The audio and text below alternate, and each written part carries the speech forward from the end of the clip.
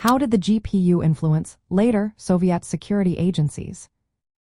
Have you ever wondered how the early Soviet security agencies shaped the future of state control in the Soviet Union? The State Political Directorate, known as the GPU, was the immediate successor to the Cheka. Established in 1922, it played a key role in the evolution of Soviet security.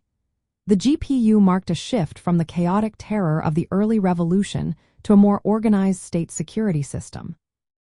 This transition laid the groundwork for future agencies that would dominate Soviet life. One of the most important aspects of the GPU was its centralization of power. It was placed under the People's Commissariat for Internal Affairs, which created a unified approach to political policing. This centralization was expanded in 1923 when the GPU transformed into the Joint State Political Directorate. This change allowed it to oversee security across the entire Soviet Union, not just the Russian Soviet Federative Socialist Republic. This model set a standard for how internal security would be managed in the years to come. The GPU also expanded its functions significantly.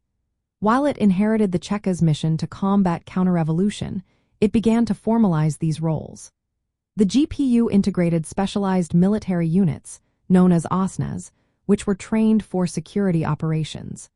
This militarization signaled a shift towards a more paramilitary approach to enforcing state control and suppressing dissent. Leadership played a crucial role in the GPU's influence. Under Felix Dzerzhinsky, who had also led the Cheka, the GPU maintained a strong ideological commitment to protecting the Soviet state. This organizational model combined intelligence, counterintelligence, and policing under one roof. This structure would influence later agencies like the Joint State Political Directorate, the People's Commissariat for Internal Affairs, the Ministry of State Security, and eventually the Committee for State Security.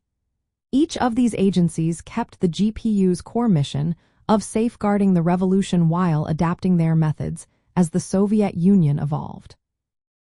The GPU operated within the Soviet government framework, reporting directly to the Council of People's Commissars.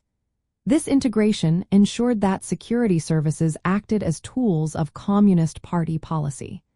Their role was to maintain the dictatorship of the proletariat by neutralizing any perceived threats. Although the GPU was less openly terroristic than its predecessor, it continued the practices of political repression and surveillance. This approach became a standard for later agencies, which would carry out large-scale purges and deportations during Stalin's rule and beyond.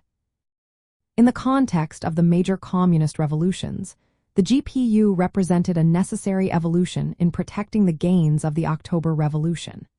It was a key player in ensuring the stability of the Soviet state against both internal and external enemies. The establishment of the GPU and its development showcased the Bolsheviks' commitment to defending their vision of socialism through organized state security. This model became a defining feature of Soviet governance for decades.